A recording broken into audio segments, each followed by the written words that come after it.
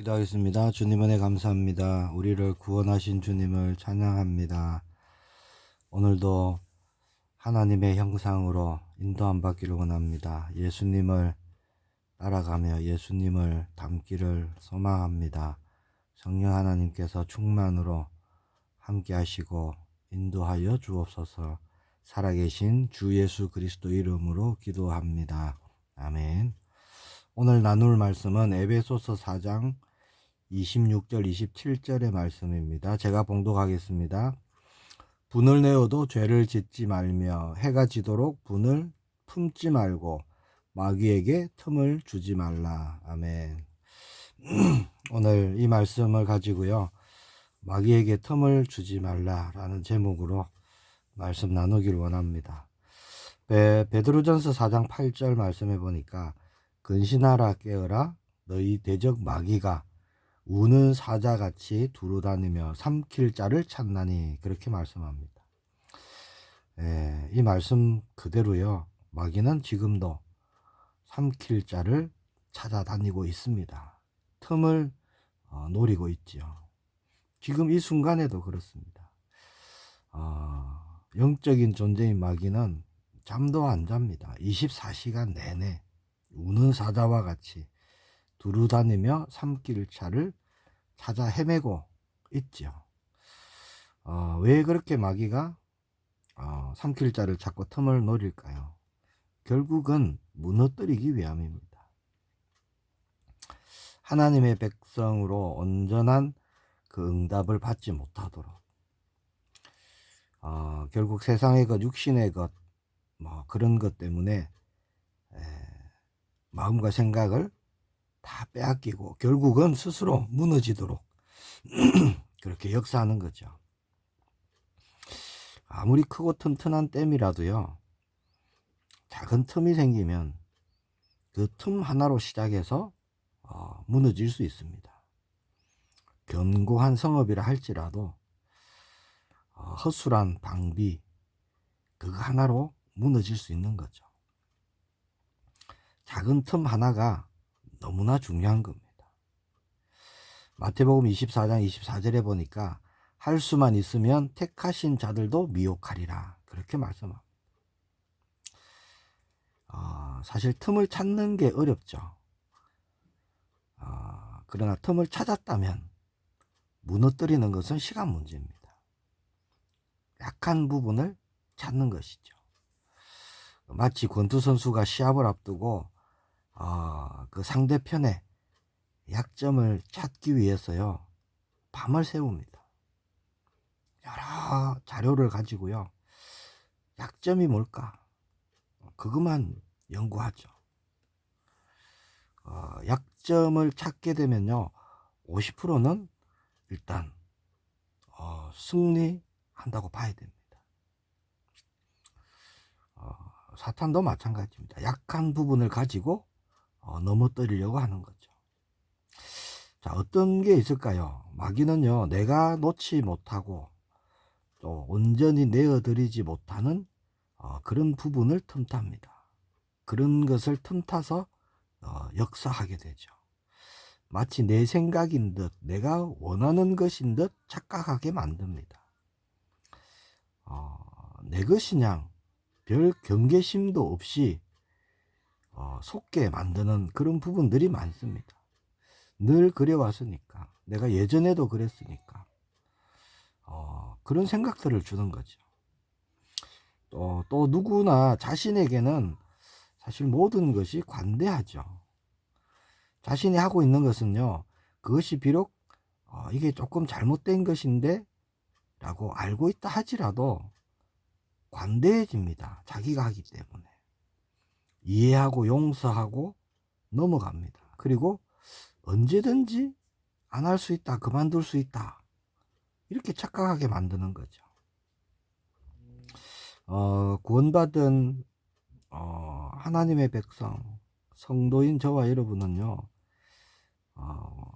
삶 자체가 사실은 매일 치열한 영적 싸움입니다. 늘 넘어지지 않도록 영적으로 깨어 있어야 하는 거죠. 고린도전서 10장 12절에 보니까 그런즉 선줄로 생각하는 자는 넘어질까 조심하라 그렇게 말씀하셨고요. 마태복음 26장 41절에는 시험에 들지 않게 깨어 기도하라 그렇게 말씀하셨습니다. 깨어 있지 않고 기도하지 않으면 시험에 들게 된다라는 말씀이 되겠죠. 자, 오늘 본문으로 가겠습니다. 오늘 본문에 뭐라고 합니까? 분을 내어도 죄를 짓지 말며 해가 지도록 분을 품지 말고 마귀에게 틈을 주지 마라. 자, 작은 틈 하나로 큰 것이 무너질 수 있다 말씀을 드렸는데요. 자, 이걸 거꾸로 생각해 보면 어떻게 될까요? 자, 아무리 마귀가 우는 사자처럼 그거보다 더한 어떤 그런 걸로 두루 다니며 삼킬 자를 찾고 틈을 찾는다 할지라도요. 자, 결국은 틈만 내어주지 않는다면 우리에게 아무것도 할 수 없다는 겁니다. 우리를 넘어뜨릴 수도 없고 무너뜨릴 수도 없습니다. 우리 개인뿐만이 아니라 우리 가정도 우리 교회도 마찬가지입니다. 자, 틈을 안 주면 되는 거예요. 자, 틈을 주지 않기 위해서 우리는 어떻게 해야 될까요? 말씀으로 우리는 무장을 해야 되는 거죠. 하나님의 전신갑주로 우리는 무장을 해야 되는 것입니다. 그래서 언제나 늘 말씀이 중심이 되어야 돼요. 말씀이 우리에게 있어야 되는 겁니다. 우리는 성령 안에서 하나가 되어서 한 마음으로 한 방향으로 그렇게 함께 믿음으로 나아가는 것이죠. 사람은 연약한 존재입니다. 그렇죠? 누구나 화를 낼 수 있어요. 화가 나는 일이 일어납니다. 그러나 우리는 마귀가 그것으로 틈타지 못하도록 하는 거죠. 그게 틈이 안 되도록 하는 겁니다. 어떻게 하는 거죠? 해가 지도록 그 분을 품지 않는 것입니다. 오늘 말씀처럼. 즉 그날에 일어난 그 화, 그 분은요. 그날에 끝내버려야 되는 거죠. 용서는요. 가장 먼저 우리 자신을 위한 것이죠. 용서하지 않는 마음이 틈이 되기 때문입니다. 시편 37편 8절에 보니까 분을 그치고 노를 버리며 불평하지 말라. 오히려 악을 만들 뿐이라. 그렇게 말씀합니다.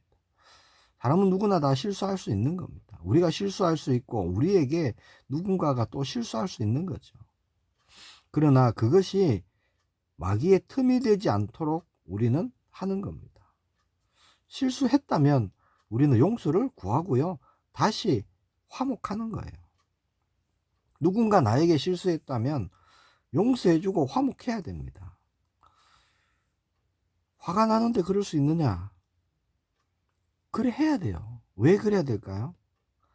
자, 용서하지 않으면요. 하나님과 나와의 관계에 문제가 생기기 때문입니다.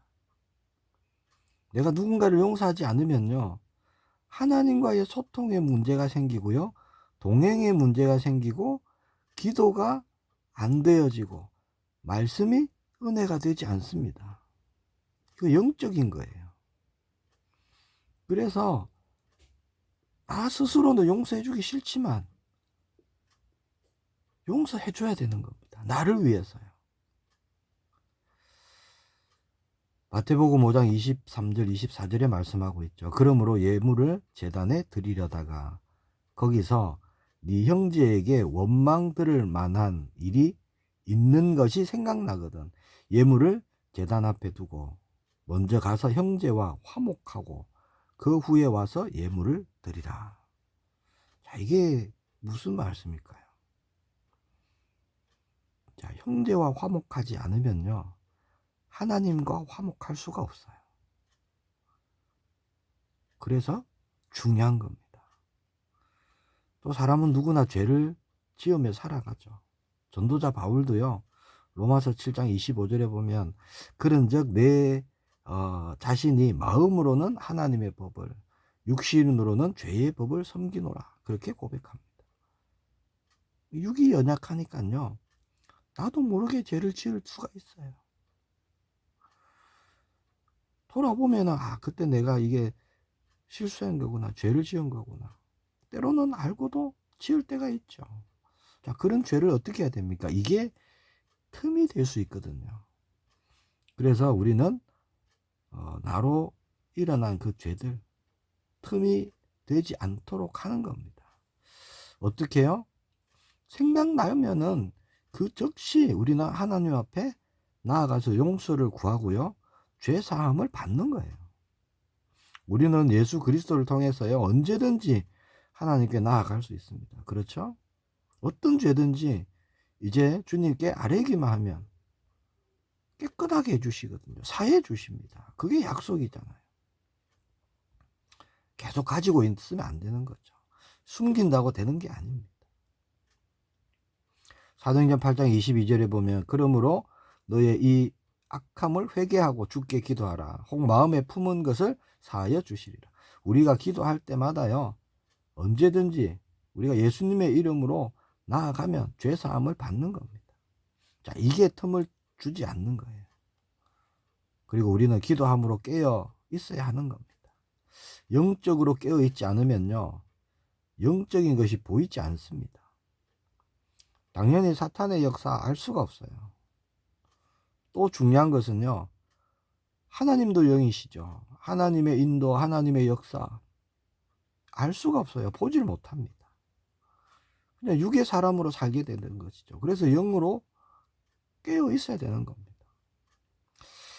마귀는요, 여러 가지로 틈을 노립니다. 물질, 건강 그런 것도 있겠지만 특히 사람을 통해서 역사할 때가 많습니다. 이런저런 말로요, 우리의 시선을 돌리기를 원합니다. 마귀는 하나님께로 향해 있는 우리의 마음과 우리의 생각이요, 자꾸 틀어지게 만드는 거예요. 보이는 것에, 육신적인 것에 집중하게 만들고, 우리의 가치가 달라지게 만들고, 삶의 이유가 또 나 중심이 되게 하고, 그렇게 자꾸 만드는 겁니다. 자, 육으로 살아갈 때는요, 내 삶에 방해가 되면 그 사람이 적이 되는 거죠. 나 중심이니까. 사람들을 무시하고 판단하고 비판하고 그렇게 살아가는 겁니다.